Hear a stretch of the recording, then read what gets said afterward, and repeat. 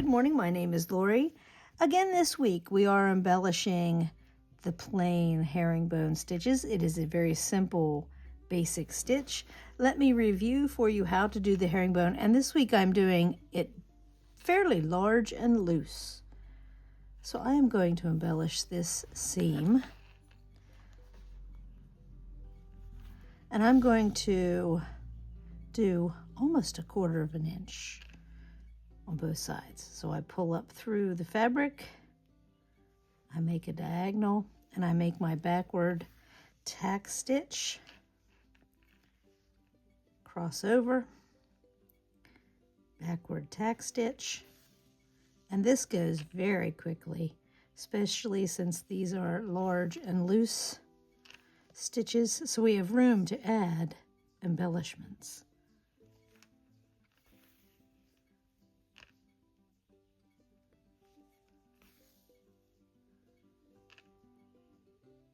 And I just work my way back and forth. And I will end up with a row just like this in a minute or two. And then we can add some more stitches.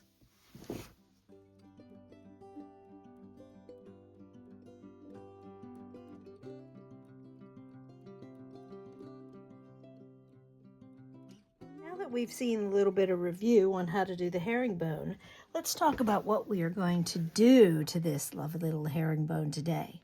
We are going to make it into this. We are going to add some petals and some French knots and make this into like a flower pot. Let's review how to do a lazy daisy stitch. On this one, I'm going to put white petals because the contrast will be good, and I'm going to do light yellow lazy daisy or French knot stitches.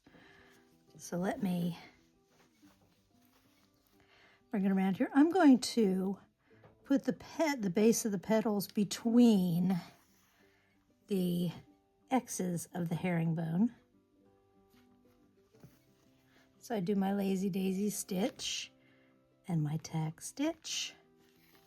I'm going to do the lazy daisies the whole way down. And remember, these are bigger herringbone stitches.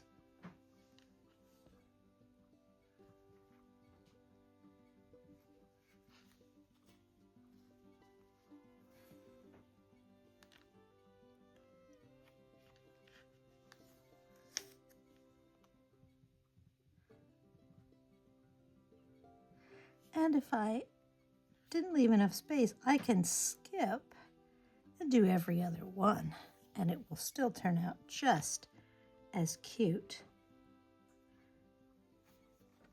And sometimes that's the best plan, is skipping every other herringbone stitch.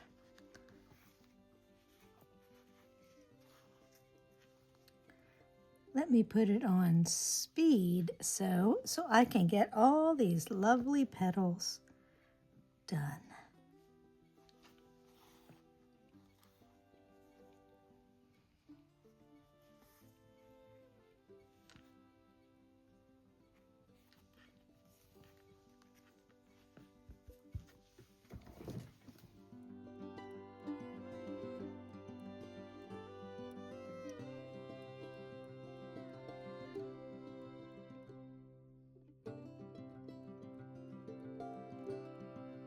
See, we have added the little flower petals on both sides.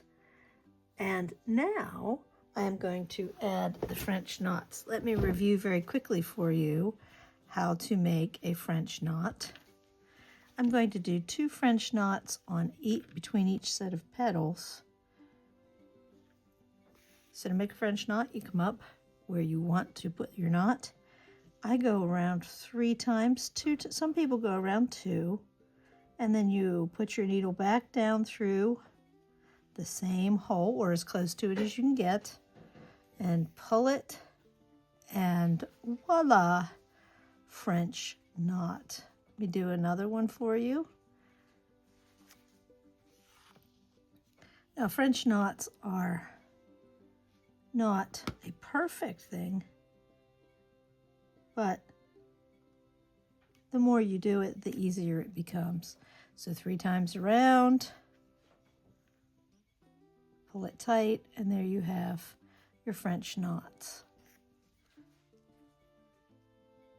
The key is to wrap your thread. Notice I make a loop.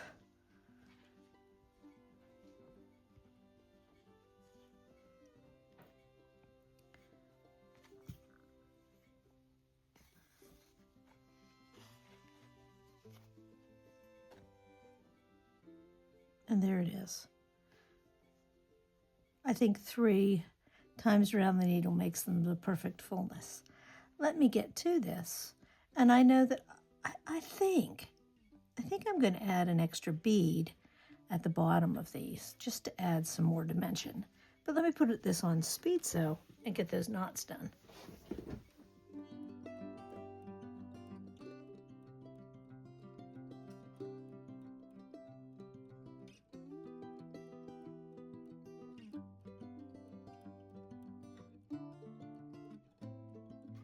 So I told you that on this one, this one I did not put beads, but on this example, I am going to put beads. So I have to decide, do I want a blue bead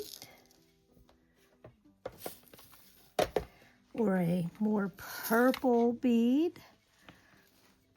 Or, because that French knot is yellow, would I like a yellow bead that matches it pretty well? I need to decide, and sometimes the best way to decide is to actually put the bead on there. Let me get a needle and thread. I think first I'm going to try this one, the more purple bead. It matches that herringbone thread pretty well. Let's see what that one looks like.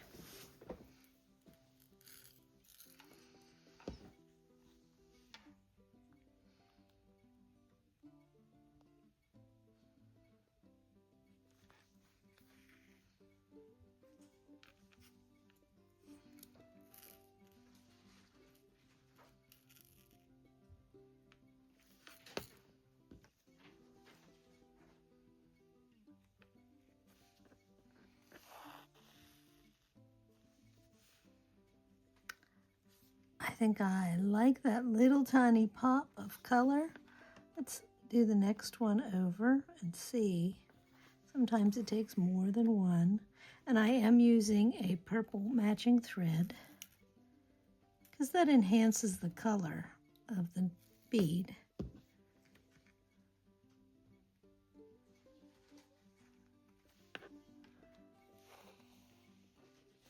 Ah, yes, I like the way that matches the herringbone and adds just a little pop. Let me get to that with some speed sewing and I will show you the end result. So here it is, beads and all finished. What a cute little embellishment for some plain herringbone stitches. Let me get to this and hopefully I'll have it to show you on Friday, even more stitches. I hope you've enjoyed this little episode of how to embellish the embellishment. See you on Wednesday. Thank you for watching. Remember to like and subscribe below.